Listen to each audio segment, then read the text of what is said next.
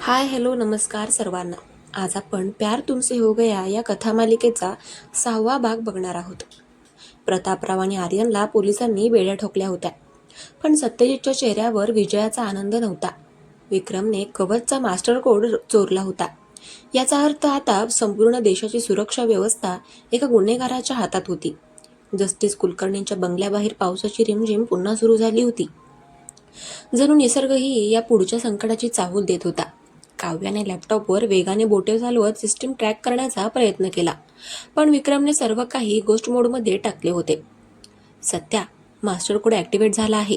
काव्याचा आवाज थरथरला. विक्रमने मुंबईच्या coastal security ग्रीडमध्ये शिरकाव केलाय. जर त्याने हे लॉक केलं तर समुद्रातून येणारी कोणतीही नौका किंवा शत्रूचा जहाज आपल्याला कळणार सुद्धा नाही. हा सरळ सरळ हल्ला आहे. सत्यजितने नकाशा पाहिला. विक्रम इतक्या लांबून हे करू शकत नाही. त्याला कवचच्या मुख्य सर्व्हरच्या रेंजमध्ये राहावं लागेल आणि आपल्या मुख्य ऑफिसवर तर आता पोलिसांचा पहारा आहे. म्हणजे तो अशा ठिकाणाहून काम करतोय जिथे कोणाची नजर जाणार नाही.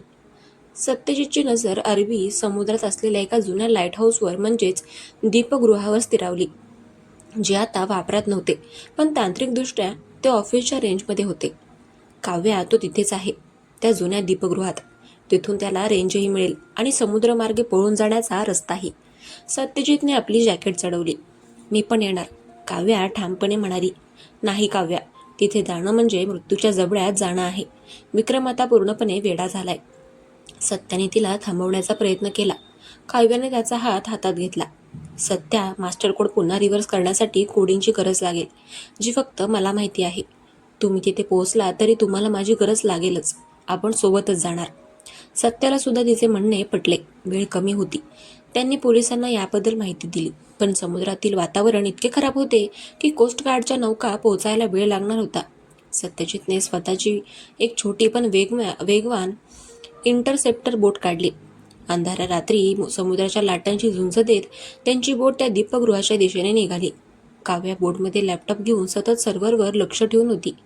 सत्या, त्याने काउंटडाऊन सुरू केलंय. पुढच्या 20 मिनिटात मुंबईच्या बंदराचे सर्व सिग्नल जॅम होतील. सत्यजितने बोटचा वेग वाढवला. लाटांचे तुषार त्यांच्या अंगावर उडत होते. दीपगृह आता जवळ दिसत होते. तिथे 2 मोठ्या बोटी उभ्या होत्या, ज्यावरून विक्रमचे सशस्त्र रक्षक गस्त घालत होते. सत्यजितने बोट एका सुरक्षित अंतरावर थांबवली आणि तो पाण्यात उतरला. काव्या, मी सिग्नल दिल्यावरच तू आत यायचं. तोपर्यंत इथेच लपून राहा. सत्याने तिच्या कपडावर एक छोटासा प्रेमाचा स्पर्श केला आणि तो पोहत दीपगृहाच्या भिंतीपाशी पोहोचला. सत्यजित एखाद्या सापासारखा त्या जुन्या पाईपवरून वर चढला. वरच्या मजल्यावर 2 रक्षक उभे होते. सत्याने चपळाईने एकाचा गळा पकडून त्याला शांत केले आणि दुसऱ्याला खाली पाडले. तो आता मुख्य कंट्रोल रूमच्या दरवाजापाशी होता. आतून विक्रमचा जोरात हसण्याचा आवाज येत होता. आज अख्खी मुंबई माझ्या पायाशी असेल. सत्यजित रणसिंह, तू तुझं साम्राज्य वाचवू शकला नाहीस. विक्रम ओरडत होता. सत्याने दरवाजा जोरात लाथ मारून उघडला. विक्रम, खेळ संपलाय तुझा. विक्रमने मागे वळून पाहिले. त्याच्या हातात एक रिमोट कंट्रोल होते. ये सत्या, तुझीच वाट पाहत होतो. बघ, तुझ्याच कवचने तुला कसं हरवलंय. फक्त एक बटन आणि मुंबईचा कोलाहल सुरू होईल. तू हे करणार नाहीस. सत्याने त्याच्यावर बंदूक ताणली. केलं तर तू मला मारशील, पण माझ्या मरण्यासोबतच हा कोड कायमचा लॉक होईल.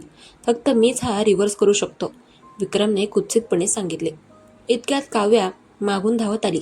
तिने सत्यजितच्या बोलण्याचा फायदा घेत मागच्या बाजूने सिस्टीमला एक वायर जोडली होती. सत्या, मी मास्टर कोड बायपास केलाय. आता हा रिमोट फक्त एक खेळणं आहे. विक्रमचा चेहरा रागाने लाल झाला. तू तू पोरगी, माझं काम बिघडवतेस. त्याने काव्यावर हात उगारला, पण सत्यजितने त्याला हवेतच गाठले. दोघांमध्ये भयानक हाणामारी सुरू झाली. विक्रम वयाने मोठा असला तरी त्याच्याकडे गुन्हेगारी जगाचा अनुभव आणि क्रूरता होती. त्याने सत्याच्या जखमेवर जोरात वार केला. सत्या खाली पडला, पण त्याने विक्रमचा पाय ओढून त्यालाही खाली पाडले. कंट्रोल रूममधील काचा आणि यंत्रे फुटू लागली. काव्या वेगाने कीबोर्डवर टाईप करत होती. सत्या, मला फक्त 2 मिनिटं हवी आहेत कोड पूर्णपणे डिलीट करायला. विक्रमने बाजूला पडलेला एक लोखंडी रॉड उचलला आणि तो सत्याच्या दिशेने फेकला. सत्याने स्वतःला वाचवले, पण रॉड काव्याच्या लॅपटॉपला लागला. नाही, काव्या ओरडली आणि लॅपटॉप बंद झाला. विक्रम हसू लागला. आता काय करशील? आता कोणीही मला थांबवू शकत नाही. सत्यजित उभा राहिला. त्याच्या डोळ्यामध्ये आता फक्त राग आणि कोल्हापूरचा तो करारी बाणा होता. यंत्र मेली तरी चालेल विक्रम, पण माणसाची जिद्द कधी मरत नाही. सत्याने विक्रमला उचलले आणि सरळ खिडकीच्या बाहेर असलेल्या कठड्यावर नेले. खाली 100 फूट खोल खवळलेला समुद्र होता. हा घे तुझा मास्टर कोड. सत्याने विक्रमच्या हातातील रिमोट हिसकावून समुद्रात फेकून दिले. विक्रमने सत्याला सोबत खाली खेचण्याचा प्रयत्न केला, पण सत्याने स्वतःला सावरले. विक्रमचा तोल गेला आणि तो समुद्राच्या लाटांमध्ये गडप झाला. त्याचा अंत त्याच्याच पापांच्या समुद्रात झाला होता. काव्या धावत सत्यापाशी आली. सत्याने तिला घट्ट मिठी मारली. दीपगृहाच्या वरून आता कोस्ट गार्डच्या हेलिकॉप्टरचे दिवे दिसू लागले होते. कवच आता सुरक्षित होते, कारण काव्याने शेवटच्या क्षणी बॅकअप सर्व्हरवर डेटा ट्रान्सफर केला होता. सकाळी जेव्हा सूर्य उगवला तेव्हा मुंबईची बंदर नेहमीप्रमाणे सुरक्षित होते. लोकांना माहीतही नव्हते की रात्री कोणत्या वादळाने देशाला वेढले होते. सत्यजित आणि काव्या किनाऱ्यावर परतले. पोलिसांनी आर्यन, प्रतापराव आणि विक्रमच्या टोळीला पूर्णपणे संपवले होते. सत्यजितने काव्याकडे पाहिले. तिचे डोळे थकलेले होते, पण त्यामध्ये एक समाधान होते. काव्या, आपली ही कथा खऱ्या अर्थाने नवीन वळणावर आली आहे. आतापर्यंत आपण फक्त संकटांशी लढलो, पण आता मला तुझ्यासोबत आयुष्य जगायचं आहे. सत्याने खिशातून एक अंगठी काढली, जी त्याने कोल्हापुरातूनच आणली होती. समुद्राच्या त्या संत लाटांच्या साक्षीने सत्याने गुडघ्यावर बसून विचारले, काव्या देशपांडे, या खडूस सत्यजित रणसिंहची पत्नी म्हणून आयुष्यभर त्याच्या कवचमध्ये राहशील का? आणि काव्याच्या डोळ्यातून आनंदाश्रू वाहू लागले. तिने होकार दिला आणि त्याला घट्ट मिठी मारली. संघर्ष संपला होता. शत्रूचा नाश झाला होता आणि आता प्रेमाचा तो भाग सुरू होणार होता, जो भागांच्या महाकाव्याच्या सर्वात सुंदर भाग ठरणार होता. कोल्हापूरचा तो वाडा पुन्हा एकदा दिमाखात उभा राहणार होता. पण यावेळी तिथे फक्त शिस्त नसेल, तर काव्याचे हास्य आणि सत्याचे प्रेम सुद्धा असेल. समुद्राच्या त्या थरारक रात्रीनंतर मुंबईने एक निवांत सकाळ अनुभवली होती. विक्रमचा अंत झाला होता आणि कवचचा धोका टळला होता. पण ही शांतता सत्यजित आणि काव्यासाठी एक नवीन आयुष्याची नांदी होती. कोस्ट गार्डच्या बोटीने जेव्हा त्यांना किनाऱ्यावर सोडलं तेव्हा तिथे माध्यमांचा मोठा गराडा होता. पण सत्यजितने कोणाशीही न बोलता काव्याचा हात घट्ट पकडला आणि तो थेट आपल्या गाडीकडे निघाला. गाडीमध्ये बसल्यावर काव्याने एक दीर्घ श्वास घेतला. तिचे शरीर थकव्याने गळून गेले होते, पण मनामध्ये एक वेगळीच तृप्ती होती. सत्यजितने गाडी एका निर्जन किनाऱ्यापाशी थांबवली. सूर्य नुकताच वर येत होता आणि आकाश केशरी गुलाबी रंगाने न्हाऊन निघालं होतं. सत्यजितने काव्याकडे पाहिलं. तिचे विस्कटलेले केस, कपाळावरची छोटीशी जखम आणि डोळ्यांमधली ती चमक, तो क्षणभर हरवून गेला. काव्या, आपण जिंकलो. काव्याने त्याच्या खांद्यावर डोकं टेकवलं. हो सत्या, पण या विजयासाठी आपण खूप काही गमावलंय. तुमचा वाडा, तुमची फॅमिली. काव्या, ज्या नात्याने मला दगा दिला ते माझ्यासाठी कधीच माझं नव्हतं. माझा वाडा ही फक्त वास्तू होती, पण आज तू माझ्यासोबत आहेस, हेच माझं खरं घर आहे. सत्यजितने तिचा हात आपल्या हातात घेऊन त्यावर मायेने स्पर्श केला. पुढचे काही दिवस मुंबईत खूप धावपळीचे गेले. कोर्टाच्या फेऱ्या, पोलिसांचे जबाब आणि ऑफिसची पुन्हा उभारणी. आर्यन आणि प्रतापराव आता कोठडीमध्ये सडत होते. सत्यजितने त्याच्या सर्व इमानदार कर्मचाऱ्यांना परत बोलावले. ऑफिसमध्ये आता भीतीचं वातावरण नव्हतं, तर एक नवीन उत्साह होता. एका दुपारी सत्यजितने काव्याला त्याच्या केबिनमध्ये बोलावलं. काव्या आत आली तेव्हा सत्या काही जुन्या कागदपत्रांमध्ये मग्न होता. काव्या, हे बघ. त्याने तिला एक नकाशा दाखवला. हे काय आहे? कोल्हापूरच्या वाड्याचा नवीन प्लॅन. मला तो वाडा पुन्हा उभा करायचा आहे. पण यावेळी तो फक्त एक तटबंदी नसेल. मला तिथे एक अद्ययावत IT सेंटर आणि आपल्या कवचचं मुख्य हेडक्वार्टर बनवायचं आहे. आणि सर्वात महत्त्वाचं म्हणजे या वाड्याच्या मध्यभागी एक सुंदर बाग असेल, जशी तुला आवडते. काव्याचे डोळे भरून आले. सत्या, तुम्ही खरंच हे सगळं माझ्यासाठी करताय? नाही काव्या, हे आपल्यासाठी आहे. पुढच्या महिन्यात वाड्याच्या पुनर्बांधणीचा भूमिपूजन समारंभ आहे आणि मला वाटतं की तोच आपल्या साखरपुड्याचाही दिवस असावा. सत्यजितने तिच्या डोळ्यात बघून म्हटलं. काव्या सुद्धा लाजून हसली. तुम्ही विचारलं होतं ना समुद्रात? मी तेव्हाच हो म्हटले. लग्नाची तयारी सुरू झाली. काव्याच्या घरी हे आनंदाचे वातावरण होते. तिचे आईबाबा सुरुवातीला सत्यजितच्या रागीट स्वभावाबद्दल थोडे संशय होते, पण सत्यजितने ज्या प्रकारे काव्याचे रक्षण केले ते पाहून त्यांनीही मनापासून संमती दिली. कोल्हापुरात पुन्हा एकदा रणसिंह घराण्याची चर्चा सुरू झाली, पण यावेळी चर्चा दहशतीची नव्हती, तर प्रेमाची आणि प्रगतीची होती. सत्यजितने कोल्हापूरच्या मुलांसाठी रोजगाराच्या संधी उपलब्ध करून देण्याचे जाहीर केले. भूमिपूजनच्या दिवशी कोल्हापूर सजलं होतं. जळालेल्या वाड्याच्या जागी आता नवीन पायाभरणी होणार होती. सत्यजितने पांढरा कुर्ता आणि कोल्हापुरी फेटा बांधला होता. तो एखाद्या राजासारखा दिसत होता. काव्या हिरव्या रंगाच्या नऊवारी साडीत आणि ठुशी नथ घालून एखाद्या राणीसारखी नटली होती. समारंभ सुरू होणार इतक्यात तिथे एक जुनी गाडी येऊन थांबली. त्यामधून एक वृद्ध स्त्री उतरली. तिला पाहताच सत्यजितच्या हातातील ताट खाली पडलं. ती दुसरी तिसरी कोणी नसून सत्यजितची आई होती, जिला प्रतापरावांनी वेडे ठरवून एका आश्रमात लपवून ठेवलं होतं. आई! सत्यजित धावत तिच्याकडे गेला आणि तिच्या पाया पडला. आईच्या डोळ्यातून अश्रू वाहू लागले. तिने सत्यजितचा चेहरा कुरवाळला. सत्या, माझा बाळ, तू पुन्हा हे सगळं उभं केलंस. मला वाटलं होतं मी तुला कधीच बघू शकणार नाही. काव्याही तिथे पोहोचली. आईने काव्याकडे पाहिलं आणि सत्यजितला विचारलं, हीच का ती जिने माझ्या मुलाला पुन्हा जगायला शिकवलं? सत्यजितने काव्याचा हात आईच्या हातात दिला. हो आई, हीच ती काव्या. आईने काव्याच्या डोक्यावर हात ठेवला. खूप सुखी राहा बाळा. रणसिंह घराण्याला आता तुझ्यासारख्या खंबीर लक्ष्मीची गरज आहे.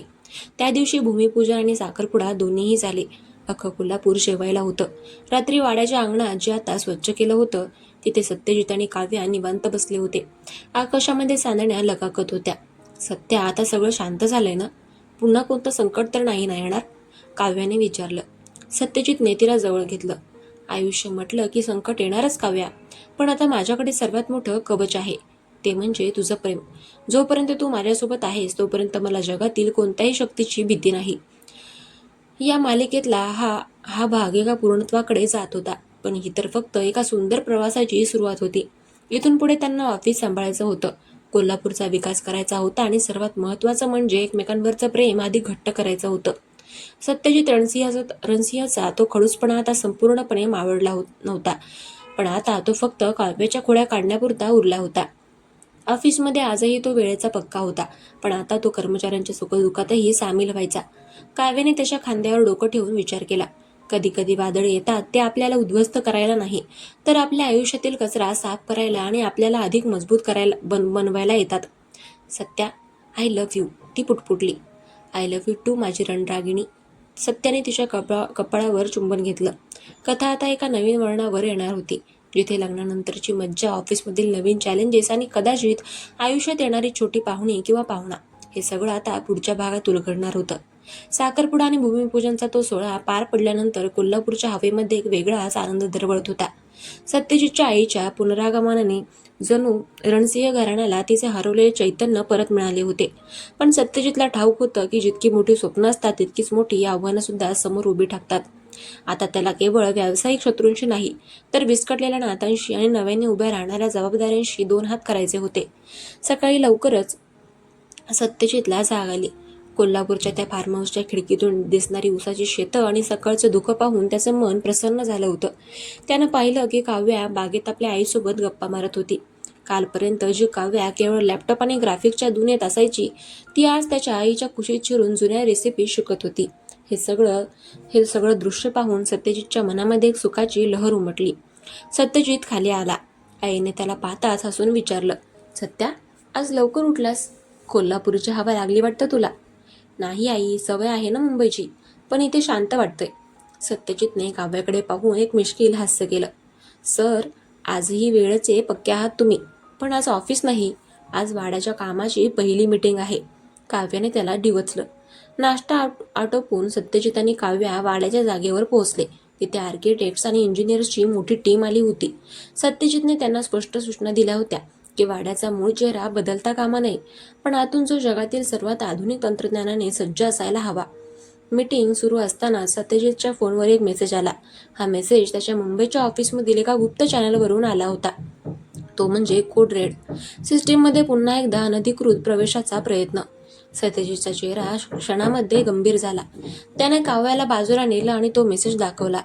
काव्या, विक्रम तर संपलाय, प्रतापराव जेलमध्ये आहेत. मग हा प्रयत्न कोण करतंय? काव्याने लगेच तिचा टॅबलेट उघडला आणि ट्रॅकिंग सुरू केलं. सत्या, हा अटॅक बाहेरून नाही, तर आपल्याच मुंबईच्या ऑफिसमधील एका अंतर्गत कॉम्प्युटरवरून होतोय. कोणीतरी असा आहे जो अजूनही गद्दारी करतोय. सत्यजितने रागाने हाताची मूठ आवळली. मी कोणावर विश्वास ठेवावा आणि कोणावर नाही, हेच आता समजेनासं झालंय. आपल्याला आत्ताच मुंबईला निघावं लागेल. पण सत्या, आई आणि वाड्याचं काम? काव्याने काळजीने विचारलं. आई इथेच राहील, तिची सुरक्षा मी वाढवून जातोय. वाड्याचं काम विराज सांभाळेल, पण कवचचा मूळ सर्व्हर धोक्यात येणं म्हणजे आपल्या सर्व मेहनतीवर पाणी फिरण्यासारखं आहे. सत्यजित ठाम होता. ते तातडीने मुंबईकडे निघाले. प्रवासात काव्या सतत कोडिंगशी झुंज देत होती. सत्या, ज्याने कोणी हे केलंय त्याला सिस्टीमचे बॅकडोअर्स नीट माहिती आहेत. हे काम एखाद्या साध्या हॅकरचं नाहीये. संध्याकाळी ते मुंबईमध्ये पोहोचले.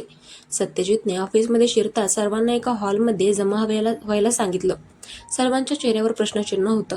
सत्यजितने एक एक करून सर्वांच्या चेहऱ्याकडे पाहिलं. तुमच्यापैकी कोणीतरी एक असा आहे ज्याला आपल्या कंपनीच्या यशापेक्षा आपला विनाश जास्त हवाय. मी तुम्हाला संधी देतोय. स्वतःहून समोर या, नाहीतर कवच त्याला शोधून काढेलच. सत्यजितचा आवाज केबिनमध्ये घुमला. कुणीच काही बोललं नाही. काव्याने स्क्रीनवर डेटा मॅपिंग सुरू केलं होतं. अचानक तिची नजर एका कर्मचाऱ्यावर स्थिरावली. समीर, जो सत्यजितचा सर्वात जुना आणि विश्वासू हेड ऑफ ऑपरेशन्स होता. समीर सर, तुम्ही? काव्याचा आवाज थरथरला. सत्यजितला धक्का बसला. समीर, तू तू तर माझ्यासोबत सुरुवातीपासून होतास. का केलंस हे? समीरने खाली मान घातली होती. सत्या, मला पैशाची हाव नव्हती, पण माझ्या कुटुंबाला विक्रमच्या लोकांनी ओलीस धरलं होतं. विक्रम मेला, पण त्याचे काही साथीदार अजूनही बाहेर आहेत. त्यांनी मला धमकी दिली होती की जर मी त्यांना मास्टर कोड दिला नाही तर ते माझ्या मुलीला मारून टाकतील. सत्यजितचा राग आता शांत झाला आणि त्याची जागा एका काळजीने घेतली. तू मला का नाही सांगितलं समीर? तुला वाटलं मी तुला मदत नाही करणार? मला भीती वाटत होती सत्या. तू स्वतः संकटात होतास. समीर आता रडायला लागला. सत्यजितने समीरच्या खांद्यावर हात ठेवला. घाबरू नकोस. आता आपण तुझ्या कुटुंबाला सोडवणार आणि त्या उरलेल्या गुंडांना कायमचं संपवणार. सत्यजितने पुन्हा एकदा त्याचा रुद्र अवतार धारण केला होता. त्याने आता सिक्युरिटी टीमला कामाला लावलं. समीरच्या मुलीचं लोकेशन ट्रॅक करण्यात आलं. ते मुंबईच्या खाडीतील एका जुन्या गोदामात होतं. सत्यजित आणि काव्या तिथे पोहोचले. यावेळी त्यांनी पोलिसांना सोबत घेतलं होतं. रात्रीच्या अंधारात एक मोठी चकमक झाली. सत्यजितने स्वतः पुढे येऊन समीरच्या मुलीला सुरक्षितपणे बाहेर काढलं. त्या उरलेल्या गुंडांना पोलिसांनी अटक केली. समीरने सत्यजितचे पाय धरले. मला माफ कर सत्या, मी गद्दारी केली. समीर, मी तुझी मजबुरी मी समजू शकतो, पण गद्दारी ही गद्दारीच असते. तू आता या कंपनीत राहू शकत नाहीस, पण तुझ्या कुटुंबाला जो काही त्रास झालाय त्यासाठी मी तुला एक मोठी रक्कम देईन, जेणेकरून तू पुन्हा तुझं आयुष्य उभं करू शकशील. सत्यजितने आपल्या तत्वांनाच सोडलं नाही, पण त्याच्यातील माणुसकी जिवंत ठेवली. या घटनेने काव्याला एक गोष्ट शिकवली की सुरक्षा ही केवळ भिंतीमध्ये किंवा कोडिंगमध्ये नसते, ती माणसांच्या विश्वासावर अवलंबून असते. काही दिवसानंतर ऑफिसमधील वातावरण पुन्हा पूर्ववत झालं. सत्यजित आणि काव्या त्यांच्या लग्नाच्या शॉपिंगसाठी बाहेर पडले होते. मुंबईच्या एका मोठ्या मॉलमध्ये काव्या तिच्या आवडीचे कपडे बघत असताना सत्यजित फक्त तिला निहाळत होता. काय झालं? तुम्ही काहीच बघत नाही, काव्याने विचारलं. मी तुला बघतोय काव्या. गेल्या काही महिन्यात आपण इतक्या संकटांना सामोरं गेलो की मला वाटलं नव्हतं आपण कधी अशा साध्या गोष्टी करू शकू. सत्यजितने तिचा हात धरला. सत्या, आयुष्यातील संकट आपल्याला एकमेकांच्या जवळ आणण्यासाठीच आली होती असं मला वाटतं. आता बघा ना, आपण किती खुश आहोत. काव्याने त्याच्या खांद्यावर डोकं टेकवलं. त्यांनी लग्नासाठी कपडे निवडले, दागिने घेतले, पण सत्यजितच्या मनात अजूनही कोल्हापूरचा तो वाडा आणि तिथल्या आठवणी होत्या. त्याने ठरवलं की लग्नानंतर ते काही दिवस तिथेच राहणार. या भागांच्या महाकाव्यातील हा भाग एका स्थिरतेकडे आणि आनंदाकडे झुकत होता, पण नियतीला कदाचित अजून काहीतरी गुंतागुंतीचं करायचं होतं. लग्नाच्या तयारी दरम्यानच काव्याला तिच्या जुन्या मित्राचा फोन आला, जो एका इंटरनॅशनल गुप्तहेर संस्थेत काम करत होता. त्याने तिला एक अशी माहिती दिली ज्यामुळे काव्याचे पाय पुन्हा एकदा लटलट कापू लागले. काव्या, सत्यजितच्या वडिलांच्या केसमध्ये अजून एक नाव आहे जे लपवून ठेवलं गेलंय, आणि ते नाव तुमच्या खूप जवळच्या कोणाचं तरी आहे. काव्याने फोन ठेवला. तिचं हृदय जोरजोरात धडधडू लागलं. सत्यजितला हे सांगावं की नाही, की हे गुपित लग्नापर्यंत लपवून ठेवावं? कथा आता पुन्हा एकदा रहस्याच्या सावलीमध्ये शिरली होती. काय होतं ते नाव, आणि त्या नावामुळे सत्यजित आणि काव्याच्या लग्नावर काय परिणाम होणार होता, हे सगळं आता पुढच्या भागातच उलगडणार होतं. तर मग भेटूया उद्याच्या भागात. तोपर्यंत आजचा भाग कसा वाटला ते कमेंट्स करून नक्की सांगा, आणि आपल्या चॅनलला सबस्क्राईब करायला विसरू नका. चलो बाय.